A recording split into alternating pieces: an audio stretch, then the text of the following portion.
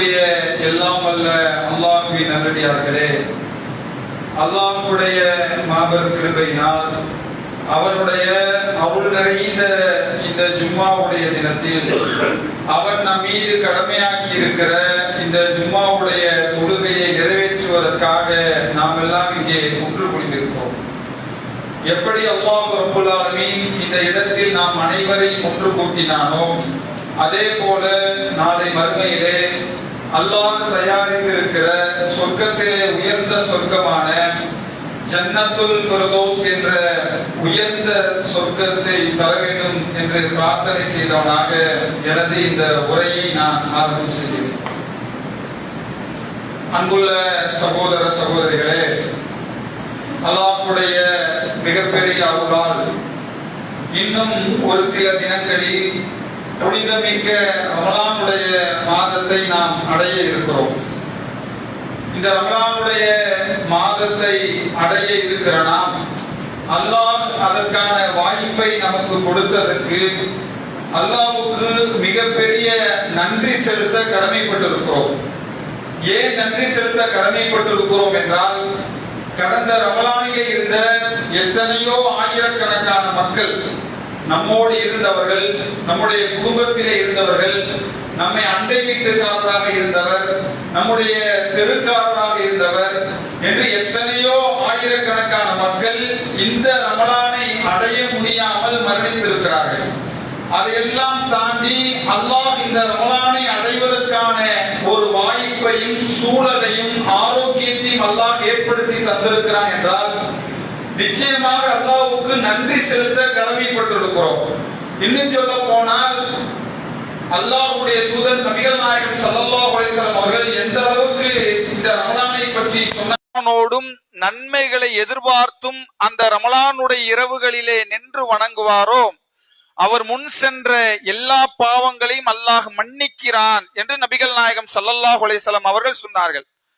அப்ப அல்லாஹ்வுடைய தூதர் சொன்ன இந்த ஒரு செய்தி மட்டுமே போதுமானது. அல்லாஹ்வுக்கு அவ்வளவு நன்றி செலுத்துவதற்கு, இந்த ரமலானுடைய மாதத்தை புரிவதற்கு, அதிலே அல்லாஹ் செய்திருக்கிற அருளை புரிந்து கொள்வதற்கு ஒற்றை செய்தியிலே நபிகளார் சொன்னார்கள், கடந்த காலம் செய்யக்கூடிய எல்லா பாவங்களையும் அல்லாஹ் மன்னிக்கிறான் என்று சொன்னார்கள். சிந்திச்சு பாருங்க அன்புள்ள சகோதரர்களே, ஒரு 50 வயதை கடந்திருக்கிற நாம், 60 கடந்திருக்கிற நாம், 70 கடந்திருக்கிற நாம், இந்த ரமலானுடைய வரக்கூடிய ரமலானுடைய மாதத்தில் அதனுடைய இரவு நேரங்களில் என்னுடைய வணக்க வழிபாட்டால் அந்த இரவு நேரத்தை கழித்தால் அந்த இரவு நேரத்திலே அல்லாஹ் நன்மையை தருவான் என்ற எண்ணத்தோடும் சிந்தனைகளோடும் அந்த ஒரு மாதத்தை நான் கழித்தால் 50 வயதை கடந்திருக்கிற நான் 49 வருட பாவங்களை அல்லாஹ் மன்னிக்கிறான். ஒரு மனிதர் 60 வயதை கடந்து விட்டால் 59 வருட பாவத்தை அல்லாஹ் மன்னிக்கிறார். ஒரு மனிதர் 70 வயதை கடந்து விட்டால் 69 வருட பாவங்களை அல்லாஹ் மன்னிக்கிறான் என்று சொன்னால், எந்த அளவுக்கு அல்லாஹ்விடத்திலே ரமலான் மாதத்தினுடைய இரவுகள் இருக்கிறது என்பதை இந்த செய்திகளின் மூலமாக நாம் புரிந்து கொள்ள முடியும். அதே போல நபிகள் நாயகம் ஸல்லல்லாஹு அலைஹி வஸல்லம் அவர்கள் சொல்லும் பொழுது, ரமலானுடைய மாதம் வந்துவிட்டால் அல்லாஹ் வானத்தின் வாசலை திறக்கிறான். இன்னொரு செய்தியிலே சொன்னார்கள், சுவனத்தின் வாசலை அல்லாஹ் திறக்கிறான், நரகத்தின் வாசலை அல்லாஹ் அடைக்கிறான், ஷைத்தான்களுக்கு அல்லாஹ் விலங்கிடுகிறான் என்று நபிகள் நாயகம் ஸல்லல்லாஹு அலைஹி வஸல்லம் அவர்கள் சொன்னார்கள். அப்ப சுவனத்தின் வாசலை அல்லாஹ் திறக்கிறான் என்றால், இந்த மாசத்துல மரணிச்சிட்டா நேரா சொர்க்கம் போயிருவோம், நரகம் போக மாட்டோம் என்ற அர்த்தம் இல்லை. இந்த மாதத்திலே சுவனத்தின் கதவை திறப்பதற்கான நிறைய நன்மைகளை அல்லாஹ் கொட்டி வைத்திருக்கிறான். அந்த நன்மைகளை நாம் அடைந்து கொள்வதன் மூலமாக, அந்த நன்மைகளை நாம் இபாதத்து செய்வதன் மூலமாக சுவனத்தின் வாசலை நாம் எளிமையான முறையிலே திறந்து கொள்ள முடியும்.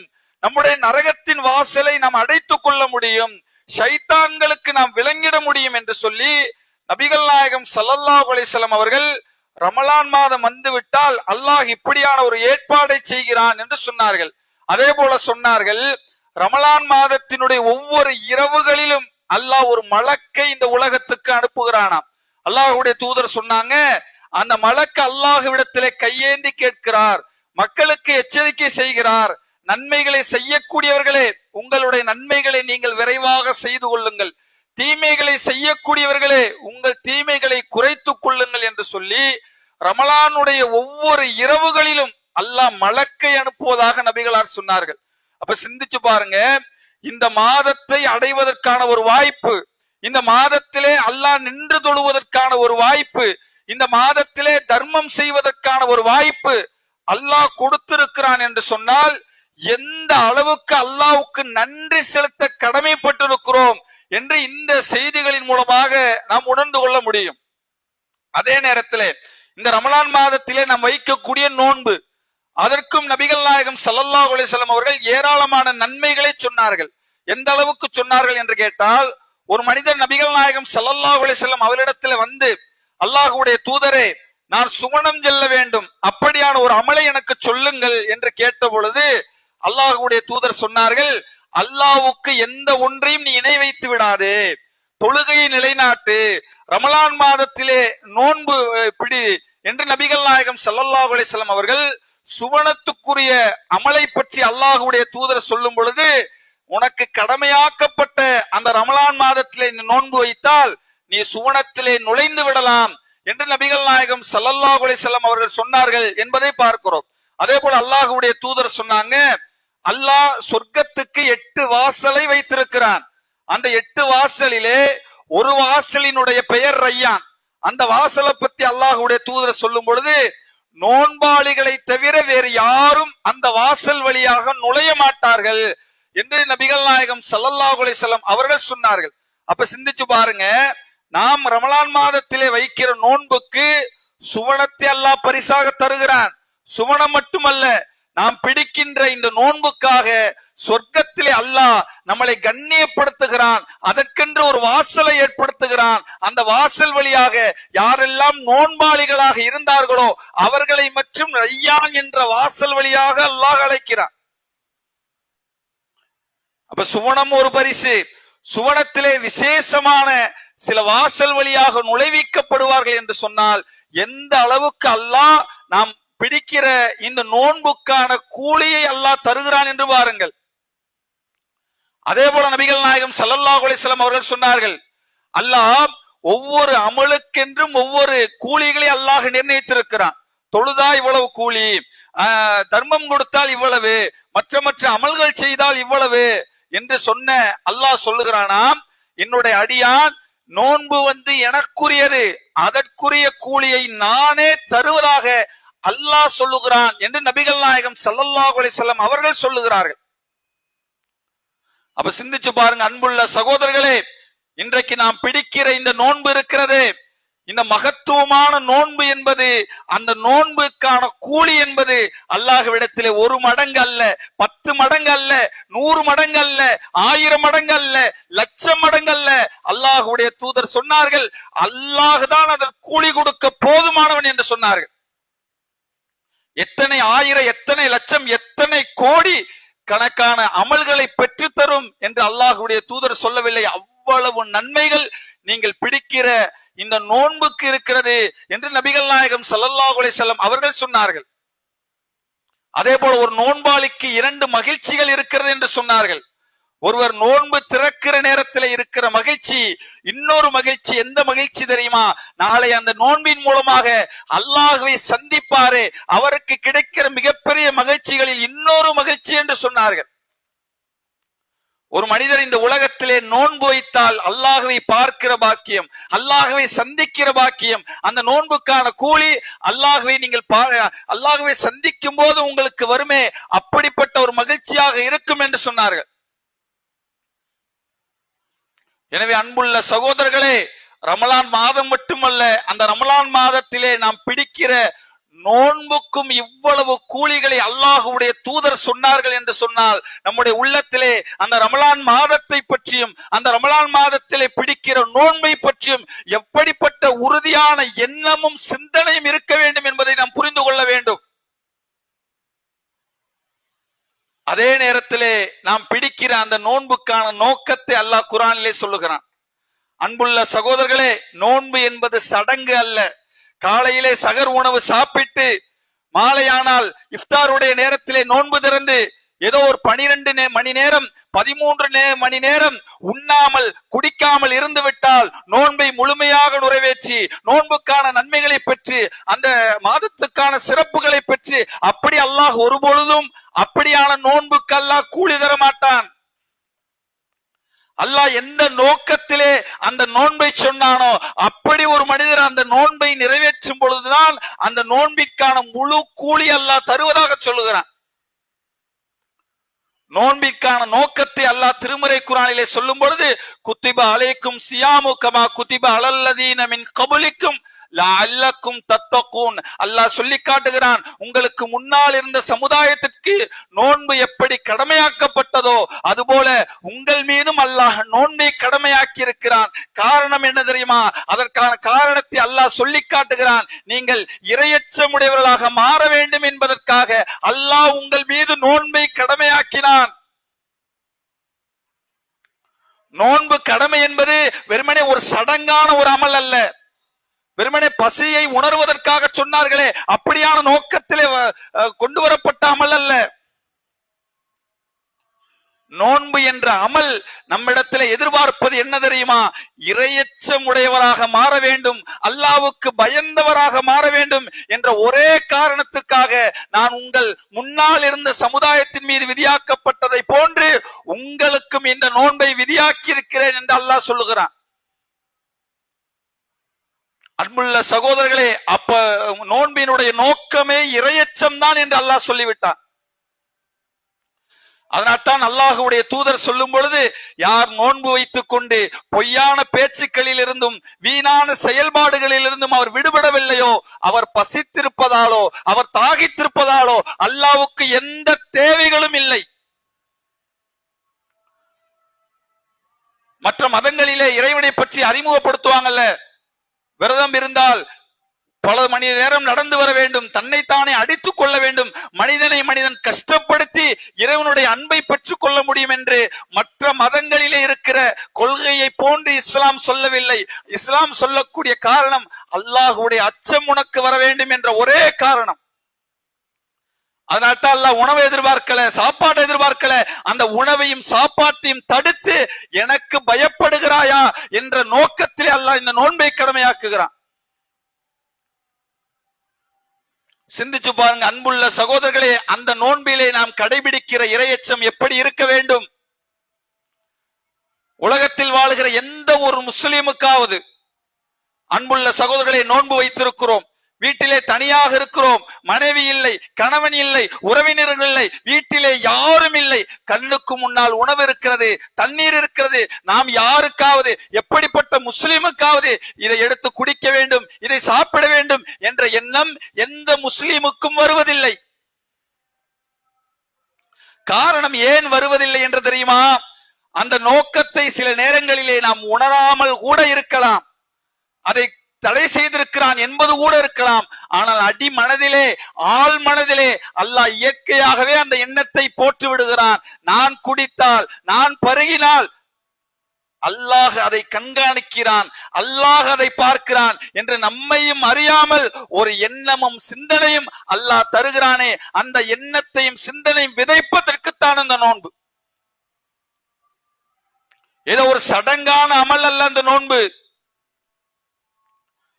அன்புள்ள சகோதரர்களே, எப்படி நான் சாப்பிட்ட சாப்பாடு, நான் சம்பாதித்த வருமானத்திலே வருகிற என்னுடைய உணவை கூட அல்லாஹ் சொன்னான் என்ற ஒரே காரணத்துக்காக என்னுடைய உணவை தடுத்தேனோ, என்னுடைய பானத்தை தடுத்தேனோ, நான் கட்டிய மனைவியோடு பகல் நேரத்திலே இல்லற வாழ்க்கையை தடுத்தேனோ, அல்லாஹ் சொன்னான் என்ற ஒரே காரணத்துக்காக தனிமையில் இருந்த பொழுதும் கூட என்னால் அதை தொட மனம் வரவில்லை என்று சொன்னால், அன்புள்ள சகோதரர்களே, அதுதான் இறையச்சம். அந்த இறையச்சம் ஒரு மாதத்திலே அல்ல, உங்கள் மரணம் வரை அந்த இறையச்சத்தும் தொடர வேண்டும் என்பதற்காக அல்லாஹ் தருகிற ஒரு அற்புதமான பயிற்சி. அன்புள்ள சகோதரர்களே, வேறு எந்த மதத்திலும் இப்படியான ஒரு வழிபாட்டை, இப்படியான ஒரு வணக்கத்தை உங்களால் காட்ட முடியாது. இது அல்லாஹ்வுடைய மார்க்கம், இது இறைவனின் மார்க்கம் என்பதற்கே இந்த நோன்பு என்ற வணக்கம் மிகப்பெரிய சான்றாக இருக்கிறது. ஒரு மாதத்திலே நாம் பெறப்போகிற பயிற்சி, அன்புள்ள சகோதரர்களை, சாதாரணமாக நீங்கள் நினைத்து விடாதீர்கள். அந்த ரமலானுக்குள்ளே நுழைகிற நேரத்திலே உங்கள் உள்ளத்திலே உறுதி இருக்க வேண்டும். வெறுமனே தண்ணி, வெறுமனே உணவு, வெறுமனே மனைவியை தடுப்பது மட்டுமல்ல, என்னுடைய வாழ்க்கையிலே நான் பேசக்கூடிய பேச்சுக்களிலே, நான் பார்க்கக்கூடிய பார்வைகளிலே, எல்லா இடங்களிலும் தடையை ஏற்படுத்துவதுதான் நோன்பு. வெறுமனே தண்ணியை தவிர்த்து, உணவை தவிர்த்து இன்றைக்கு பார்க்கிறோம் சில நோன்பாளிகளிலே நோன்பை எப்படி கழிப்பவர்கள் இருக்கிறார்கள். Mobile phone. ஒரு காலத்துல சினிமா, டிவி அந்த மாதிரி கலாச்சாரம் இருந்தது. அப்படியான சில மக்கள் கழிக்கக்கூடியவர்களாக இருந்தார்கள். இன்றைக்கு அதையெல்லாம் தாண்டி கையிலே வைத்திருக்கிற மொபைல் போன். நோன்பு வைத்திருக்கிறார். காலையில் எந்திரித்து எழுந்து சகர் உணவு உண்டு, ஃபஜ்ருடைய தொழுகை நிறைவேற்றி, சில நேரங்களிலே தஹஜ்ஜுடைய தொழுகை நிறைவேற்றி, காலையில் எழுந்தோடனே போன் கையில, ரீல்ஸ் என்ற போர்வையில என்ன ஆடல், பாடல், சினிமா, இசை, எதெல்லாம் இஸ்லாம் தடை செய்திருக்கிறதோ, எதெல்லாம் பெரும்பாவம் என்று சொல்லியிருக்கிறதோ, 1 மணி நேரம் 2 மணி நேரம் அந்த போன்ல செலவிடக்கூடிய சில மக்களை பார்க்கிறோம். அன்புள்ள சகோதரர்களை, நோன்பை முறிப்பதற்கு வெறுமனே அல்லாஹ் சொல்லுகிறானே, அந்த பார்வையில இறையச்சம், பேச்சில இறையச்சம். நீங்கள் நினைக்கிறீர்களா 1 மணி நேரம் 2 மணி நேரம் பார்க்கிற ரீல்ஸ் என்ற பார்வையிலே நீங்கள் பார்க்கிற நடனமும், நீங்கள் பார்க்கிற ஆட்டமும், நீங்கள் பார்க்கிற அந்நிய பெண்களுடைய அந்த பார்வையும் உங்கள் நோன்பை இழக்கச் செய்யும், உங்கள் நோன்புக்கு முழுமையான கூலி பெற்று தராது என்ற எண்ணத்திலே நான் என்ன வேணாலும் பார்ப்பேன், ஆனால் என்னுடைய நோன்பு ஏற்றுக்கொள்ளப்படும் என்று நீங்கள் நினைக்கிறீர்களா? குறிப்பாக சொல்லப்பட வேண்டும் என்று சொன்னால் சமூக வலைதளம். இன்றைக்கு சமூக வலைதளம் இல்லாத ஆட்கள் இல்லை. பேஸ்புக் வச்சிருக்கிறோம், இன்ஸ்டாகிராம் வச்சிருக்கிறோம், யூடியூப் வச்சிருக்கிறோம். குறைந்தபட்சம் இந்த 1 மாதமாவது அல்லாஹ் உங்களுக்கு தடையை ஏற்படுத்துகிறான். உங்கள் பேச்சிலே, உங்கள் பார்வையிலே, உங்கள் அண்டை வீட்டுக்காரை நீங்க பார்ப்பதிலே, உங்கள் குடும்பத்தை பார்ப்பதிலே. அருள்மிக்க மாதம், நன்மைகளை கொண்டு சேர்க்கிற மாதம், உங்கள் பாவங்கள் மன்னிக்கப்படக்கூடிய மாதம். பிறரை நீங்கள் மன்னித்தால் அதற்கு அல்லாஹ்விடத்திலே மிகப்பெரிய நன்மைகளை பெற்றுத்தரக்கூடிய மாதம். இந்த மாதத்திலாவது என்னை நான் கட்டுப்படுத்தி, அதுக்குத்தான் நோன்பு. எத்தனையோ பாவங்களை மற்ற மாதங்களிலே செய்கிறோம். போன் சர்வ சாதாரணமாக பேஸ்புக்ல ரீல்ஸ் பார்க்கிறோம், சினிமா பார்க்கிறோம், என்னென்னமோ ஷேர் பண்றோம், யார பத்தியமோ பேசுறோம், எவரை பத்தியோ எழுதுறோம். இன்ஸ்டாகிராம் போயிட்டு அங்க எல்லாவற்றையும் பார்க்கிறோம். எல்லாரை பற்றியும் சர்வ சாதாரணமாக புறம் பேசுகிறோம், எல்லாரை பற்றியும் விமர்சிக்கிறோம், குடும்ப உறவுகளை சர்வ சாதாரணமாக துண்டித்து வாழுகிறோம். சகோதரர்களே, இப்படி உங்களால் எந்த பாவத்தை எல்லாம் விட முடியாது என்று நீங்கள் கற்பனை செய்து கொண்டிருக்கிறீர்களோ, அந்த பாவத்தை விடுவதற்கான வாய்ப்பை, வாசலை அல்லாஹ் ரமலானிலே திறந்து தருகிறான். பாவத்திலிருந்து காக்கிற கேடயமாக அல்லாஹ் நோன்பை கொண்டு வந்து வைக்கிறான். 1 மாதத்தை நீங்கள் பயன்படுத்தினால் எந்த பாவத்தை விட முடியல என்று உள்ளத்திலே எண்ணிக்கொண்டிருக்கிறீர்களோ, அன்புள்ள சகோதரர்களே, அந்த பாவத்திலே நீங்கள் உறுதியோடு இருங்கள். இந்த ரமலானிலே அந்த பாவத்தை கட்டாயமாக விடுவேன் அப்படி நினைச்சு நீங்க ரமலானிலே நுழைந்து பாருங்கள். ஒவ்வொரு நாளும் உங்களை சுய பரிசோதனை செய்யுங்கள். நோன்பு வைத்துக் கொண்டு ஒரு அந்நிய பெண்ணிடத்திலே பேச முடியுமா? நோன்பு வைத்துக் கொண்டு ஒரு ஹராமான விஷயத்தை செய்ய முடியுமா? நோன்பு வைத்துக் கொண்டு ஏமாத்த முடியுமா? நோன்பு வைத்துக் கொண்டு பொய் பேச முடியுமா? அப்படி என்னால் முடிகிறது என்று சொன்னால், அல்லாஹ்வுடைய தூதர் சொன்னார்கள், நீங்கள் பசித்திருப்பதாலோ தாகித்திருப்பதாலோ அல்லாஹ்வுக்கு தேவையில்லை. அப்படியான ஒரு நோன்பு அல்லாஹ்வுக்கு எந்த அவசியமும் இல்லை. என்னால முடியலன்னா அப்படி ஒரு நோன்பே தேவையில்லை. எப்படி மற்ற மாதங்களிலே நோன்பு உங்களுக்கு தேவையில்லையோ, உங்களால் பொய் பேசாமல், உங்களால் ஏமாற்ற முடியாமல், உங்களால் கொடுத்த வாக்குறுதியை காப்பாற்ற முடியாமல், எந்த பாவத்தை எல்லாம் கடந்த காலங்களிலே தொடர்ந்து செய்தீர்களோ அதையும் உங்களால் துணிச்சலாக நோன்பு வைத்துக் கொண்டும் செய்ய முடிகிறது என்று சொன்னால் அப்படிப்பட்ட நோன்பு அல்லாஹ்வுக்கு தேவையே இல்லை. அல்லாஹ்வுடைய தூதர் நோன்பு என்பது உங்களுக்கு கேடயம் என்று சொன்னார்கள். சகோதரர்களை, எப்படி வரும்? மற்ற மாதங்களிலே செய்கிற காரியம் ரமலானிலே எப்படி வரும்? ரமலானுடைய இரவு நேரங்களிலே எப்படி வரும்? உள்ளத்திலே உறுதி எடுங்கள். எந்த பாவத்தை எல்லாம் இதற்கு முன்னால் செய்தான் எல்லாம் பட்டியல் போடுங்க, ஒவ்வொன்றாக பட்டியல் போடுங்க. எதையெல்லாம் இந்த ரமலானிலே விட முடியும் என்று உறுதியாக உங்கள் உள்ளத்திலே பட்டியல் போட்டு அதை ஒவ்வொன்றாக நடைமுறைப்படுத்துங்கள். வாய்ப்பு அது, வாசல் அது, அல்லாஹ் உங்களுக்காக திறக்கிறான். குறைந்தபட்சம் ஒரு மாசமாவது எந்த சமூக ஊடக அதிலிருந்தாவது விடுபட்டு எனக்கும் என் இறைவனுக்குமான தனிமையான ஒரு வாழ்க்கையை தேர்ந்தெடுங்கள். சகோதரர்களை, அல்லாஹ் எதிர்பார்ப்பது தனிமைதான். தனிமையிலே அல்லாஹ்வை நீங்கள் எப்படி இருக்கிறீர்கள், அந்த தனிமை அல்லாஹ்வுக்கு நீங்கள் இறையச்சமுடையவர்களாக இருந்தால் அந்த தனிமையிலே அல்லாஹ் உங்களுக்கு மிகப்பெரிய அந்தஸ்தை, கண்ணியத்தை மறுமையிலே கொடுப்பான். பகட்டுக்காக அல்ல, ஊருக்காக அல்ல, ஊர் வழக்கம், ஊர் நடைமுறை. நான் நோன்பு வைக்கலாட்டி 10 பேர் என்ன கேட்பாங்க, 10 பேர் முன்னாடி என்ன எப்படி செயல்பட முடியும், அப்படி அல்ல. ஒவ்வொருவரும் உங்கள் தனித்தனியான வாழ்க்கை. எப்படி சாப்பிடாம, எப்படி குடிக்காம தனிமையிலே அமரும் பொழுதும் யாரும் இல்லை என்கிற நிலையிலும் அந்த எண்ணமும் சிந்தனையும் வருகிறதோ, அன்புள்ள சகோதரர்களே, அந்த எண்ணமும் சிந்தனையும் எல்லா காலத்திலும் வர வைப்பதற்குத்தான் அந்த நோன்பு.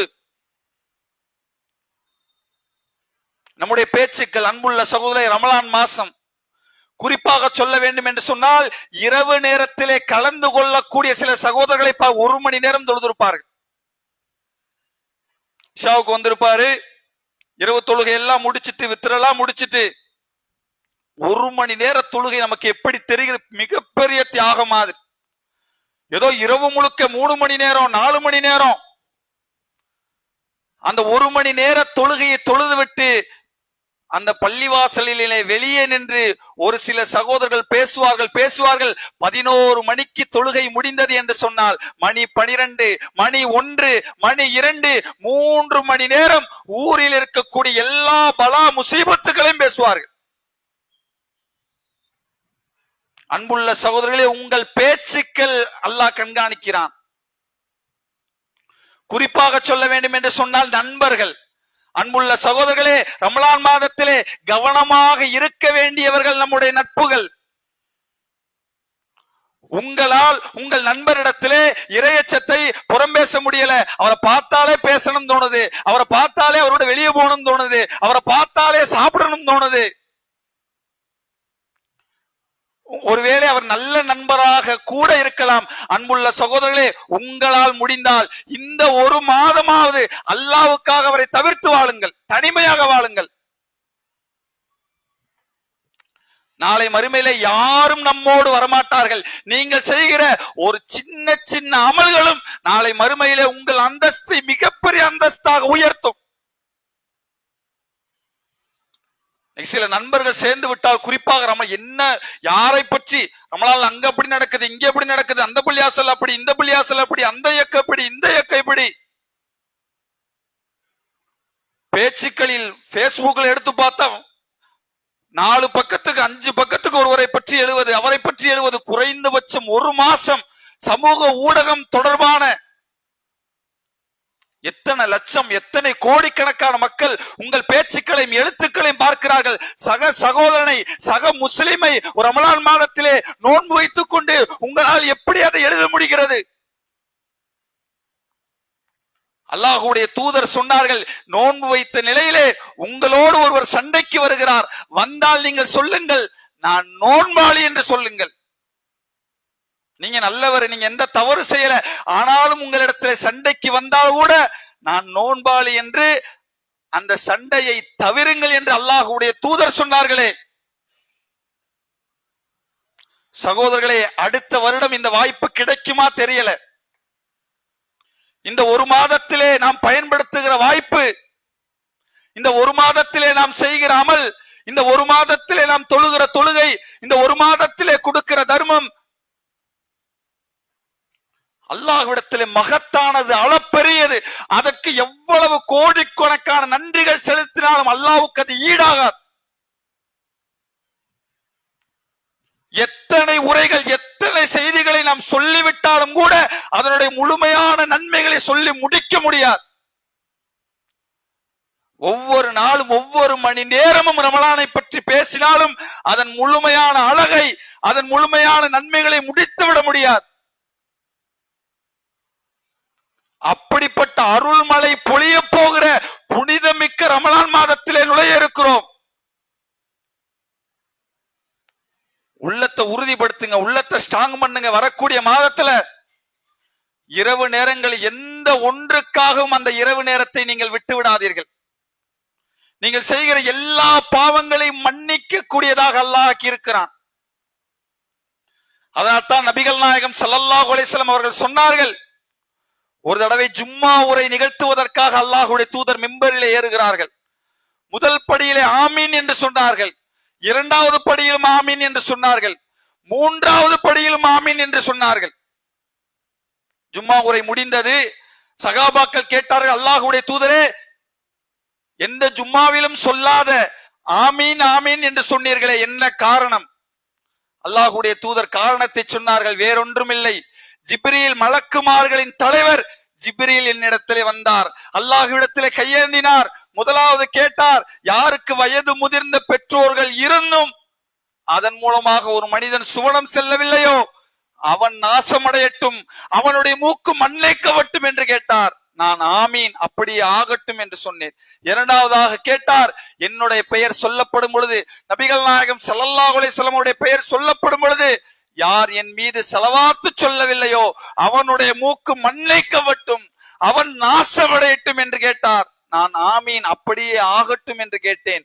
மூன்றாவதாக கேட்டார், எந்த மனிதருக்கு அல்லாஹ் ரமலான் மாதத்தை நுழைவதற்கான வாய்ப்பு, ரமலான் மாதத்தை அடைந்தும் அவனுடைய பாவங்கள் மன்னிக்கப்படவில்லை என்று சொன்னால், ஜிப்ரீல் கேட்டார், யா அல்லாஹ் அவனுடைய மூக்கு மண்ணை கவட்டும், அவன் நாசமடையட்டும். ஜிப்ரீல் கேட்டார், நான் ஆமீன், அப்படியே ஆகட்டும் என்று சொன்னேன். அன்புள்ள சகோதரர்களை, கேட்டது யார்? அல்லாஹ்வுடைய தூதர் கேட்ட பிரார்த்தனை அல்ல, கேட்டது மலக்குமார்களின் தலைவர் ஜிப்ரீல் அலைஹிஸ்ஸலாம் கேட்டார்கள். ஏன் கேட்டார்கள்? அல்லாஹ்வுடைய அருள் பொங்குகிற மாதம், அல்லாஹ் மன்னிப்பின் கதவை திறந்து வைக்கிற மாதம், அல்லாஹ் அந்த மாதத்தினுடைய ஒவ்வொரு நொடி பொழுதிலும் தன்னுடைய ரஹமத்தை பொழிந்திருக்கிற மாதம்.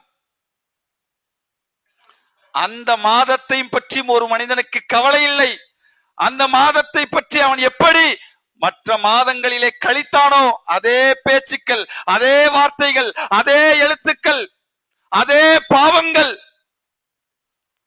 அப்படி அந்த மனிதனை தொடர்ந்து அந்த மாதத்தின் மூலமாக அவன் விடுபடவில்லை என்று சொன்னால், அந்த மாதத்தின் மூலமாக அவன் மன்னிக்கப்படவில்லை என்று சொன்னால், ஜிப்ரீல் அலைஹிஸ்ஸலாம் சொன்ன வார்த்தை, அவன் நாசமடைவாயாக. அன்புள்ள சகோதரர்களை, யாரை சொல்லுவோம்? நாம் யாராலோ பாதிக்கப்பட்ட சாதாரண நேரத்துல சாபத்துக்குரிய வார்த்தை அல்லாஹ் தடை செய்கிறான். யாரும் அதை சொல்லக்கூடாது. ஒருவேளை சொல்வதாக இருந்தால் யாரை சொல்லுவோம்? சும்மா நம்மள்ட்ட பேசிட்டு போறவங்களை சொல்லுவோமா? யார் மீது அளப்பெரிய கோபம் வருகிறதோ, யார் மிகப்பெரிய அளவில் நாம் பாதிக்கப்பட்டிருக்கிறோமோ அவரை பார்த்து சொல்லுவோம், நாசமடைவாயாக என்று சொல்லுவோமே. அதுபோல ஜிப்ரீல் அலைஹிஸ்ஸலாம் சொன்னார்கள், ரமலான் மாதத்தை அடைந்தும் அவனுடைய பாவங்கள் மன்னிக்கப்படவில்லை என்று சொன்னால் அவன் நாசமடையட்டும் என்று கேட்டார்கள். அல்லாஹ்வுடைய தூதர் சொன்னார்கள், ஆமீன், அப்படியே ஆகட்டும் என்று சொன்னேன் என்று நபிகள் நாயகம் ஸல்லல்லாஹு அலைஹி வஸல்லம் அவர்கள் சொன்னார்கள் என்ற இந்த நபிமொழி செய்திகளை பார்க்கிறோம். எனவே அன்புள்ள சகோதர சகோதரிகளே, இன்னும் ஒரு சில தினங்களில் நான் ரமலான் மாதத்திலே நுழைய இருக்கிறோம். வந்திருக்கிற நாம் ஒவ்வொருவரும் ஒவ்வொரு நாளையும் சுய பரிசோதனை செய்ய வேண்டும். உங்களை நீங்களே கேள்வி கேட்க வேண்டும். இந்த நாள் ஒரு நோன்பு நான் வைத்து முடித்து விட்டால் இந்த நோன்பு எனக்கு எப்படி கழிந்திருக்கிறது? எத்தனை பேரை பற்றி புறம் பேசியிருக்கிறேன்? எத்தனை பேரை பற்றி அவதூறு பேசியிருக்கிறேன்? ஏன் பேசினேன், யாரிடம் பேசினேன், யாரால் இந்த வார்த்தை வந்தது, என்னுடைய பொருளாதாரத்தை நான் எப்படி அதை பயன்படுத்துகிறேன், அதை பொய் சொல்லி இருக்கிறேனா, ஏமாற்றி இருக்கிறேனா, மற்ற காரணங்கள் வந்திருக்கிறதா. அதே போல மொபைல் போனை வைத்திருக்கிற நாம் ரீல்ஸ், யூடியூப், பேஸ்புக் பார்த்து நம்முடைய நேரங்களை வீணடித்து விடாமல், இது உங்களுக்கு ஒரு வாய்ப்பு, இது அல்லாஹ் தருகிற சந்தர்ப்பம். இந்த 30 நாளை பயன்படுத்துங்கள். உங்களால் விட முடியவில்லையா, இந்த 30 நாள் உங்களுக்கான வாய்ப்பு. அதிலே உங்கள் செயல்பாடுகளை குறைத்து, ஒருவேளை அத்தியாவசிய தேவை என்றால் அப்படி அதை பயன்படுத்தி மற்ற தேவைகளில் ஒரு மாதம் மட்டும் நீங்கள் துண்டித்து பாருங்கள். அடுத்த மாதத்திலே யாரையும் எழுத மாட்டீர்கள், யாரையும் பேச மாட்டீர்கள். அப்படியான ஒரு அற்புதமான வாய்ப்பை இந்த ரமலான் மாதத்திலே கொடுத்திருக்கிறான். எனவே ரமலான் மாதத்தை அடைகிற நாம் அந்த மாதத்திலே நோன்பு நோற்று, அந்த மாதத்திலே இரவு நேரங்களிலே நின்று தொழுது, அல்லாஹ்விட்ட கையேந்தி கண்ணீர் சிந்தி பிறரை பற்றி பேசிவிடாமல் நல்ல தர்மங்களை கொடுத்து, அந்த மாதத்தில் எந்த நோக்கத்திலே சொன்னானோ அந்த இறையச்சத்தை பெறக்கூடிய நன்மக்களாக அல்லாஹ் ரப்புல் ஆலமீன் உங்களையும் என்னையும் ஆக்கி அருள வேண்டும் என்று கூறி என்னுடைய இந்த முதல் உரையை நிறைவு செய்கிறேன்.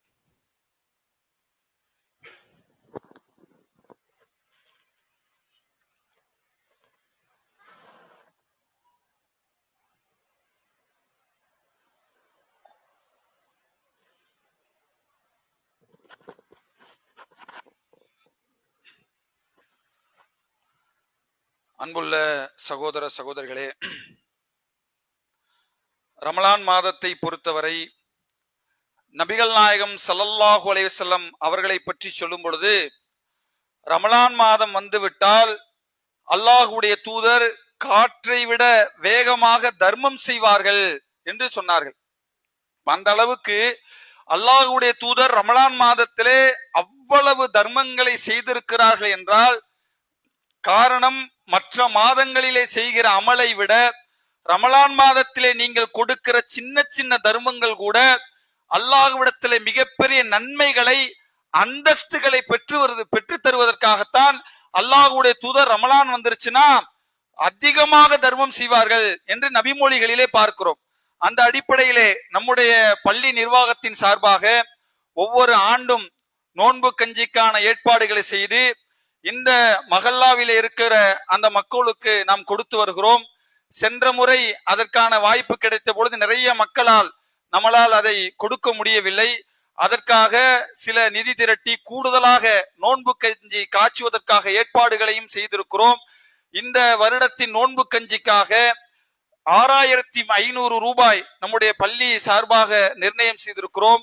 எனவே இந்த புனிதமிக்க ரமலானுடைய மாதத்தில் அல்லாஹுடைய அருளை எதிர்பார்க்கிற நாம், ஒரு நோன்பாளி நோன்பு திறக்கிற நேரத்தில் அல்லாஹுடைய தூதர் சொன்னார்கள், அதற்கு யார் அந்த உதவிகளை செய்வாரோ அவருக்கும் அந்த நன்மை கிடைக்கும் என்று சொன்னார்கள். அப்படியான நன்மைகளை கிடைக்க வேண்டும் என்று சொன்னால் அதிகமாக நம்முடைய பொருளாதாரத்தை தர வேண்டும்.